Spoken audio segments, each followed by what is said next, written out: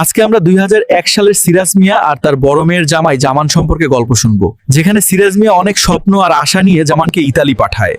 ভাবছিলেন একদিন জামান ফিরে আইসা পুরো পরিবারের জীবন বদলাইয়া দিবে। জামান, আমার সব জমি জমা বেচা তোর ইতালি পাঠাইলাম, তুই সফল হইস বাবা। আব্বা দোয়া করেন, আমি ফিরে আইসা সবার জীবন বদলাই দিব। তাড়াতাড়ি ফিরবা তো? 2-3 বছর কষ্ট করেন, তারপর সুখের দিন আইব। আব্বু, আমার জন্য কি আনবা? নানা, আব্বু কবে আসবো? একদিন ঠিক আইব না না তাছাও। বাবা কেমন আছোস?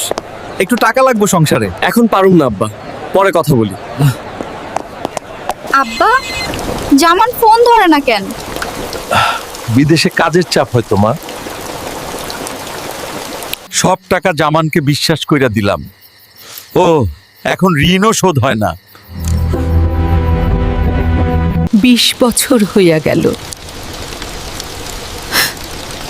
জামান আর ফিরল না।